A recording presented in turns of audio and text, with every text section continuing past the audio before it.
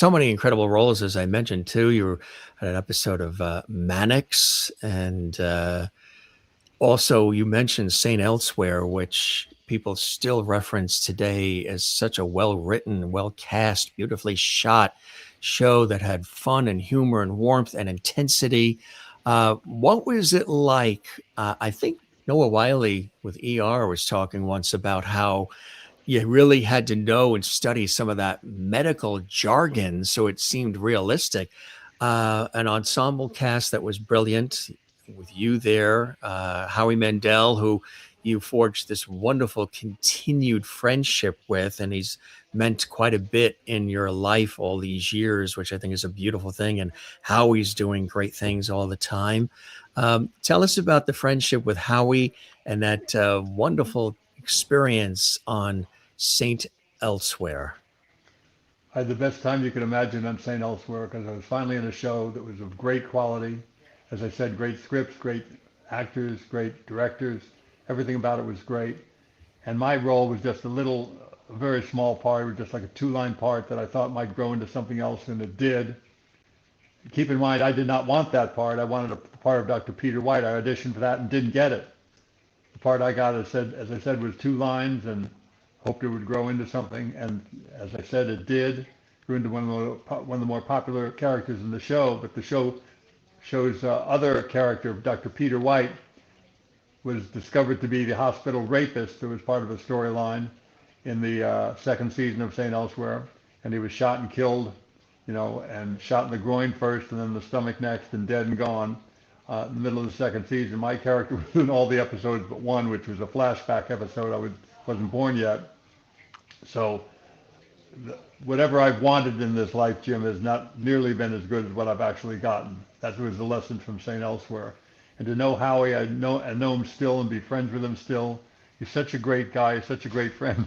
I was in a hyperbaric chamber the other day for a health thing to kind of feel, just to get greater health. A oxygen-rich environment can be very good for to you. Yeah. Yeah, so I was in the hyperbaric chamber. It had a little window to it.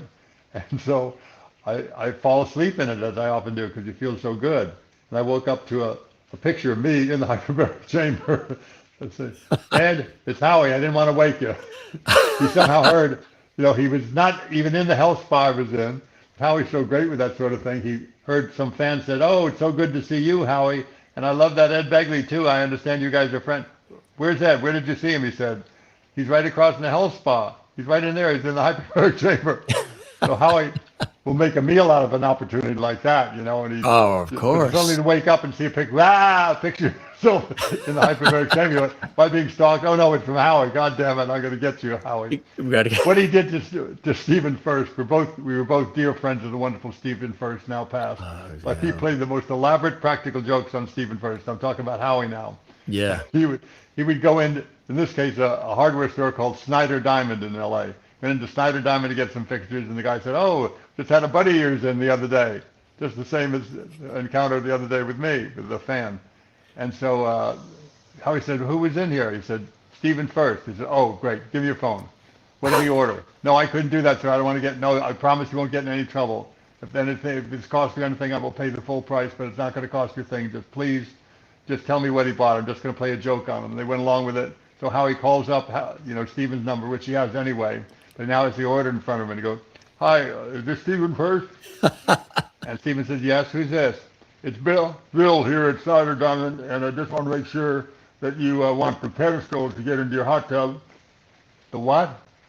"The pedestal. You want a full 6-foot pedestal to get up in there." "What do you mean 6 foot? What are you talking about?"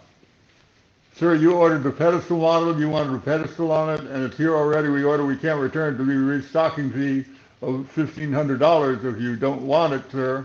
I'm sorry, but you signed the paper." And he had this thing about he had in fact bought a hot tub, a portable kind of a hot tub, but Howie said it was like 6 feet tall, and Stephen First is arguing with the guy. He thinks it's the guy at Snyder Diamond, but it's Howie, saying, I can't have a pedestal. It's only an 8-foot ceiling in my home. If it's a 6-foot tall pedestal, but with all that water, it won't be unsafe to have a jacuzzi up that high with hot water in it. My God, what happened here?" And his heart, Howie nearly killed him that day. Wow. Fortunately, he didn't, so we got to work with him for years before he passed, about 5 years now. We love Stephen First, but Howie played merciless, wonderful, relentless practical jokes on him. Oh And boy. I think he once listed his home for sale. It didn't have a bad ending. Nobody actually tried to buy it, but But he's he was remained a great friend to you all these years, huh? all these years. I just went to his birthday party, which was one of the best parties I've ever been to in my life. Had all the top comics, all the top actors in comics in Hollywood. Everybody loves Howie, and I'm just one of them. I tell you, yeah, and he's hosted game shows and so many incredible He's done things. it all. He's had some great opportunities over the years as well, which I think is fantastic.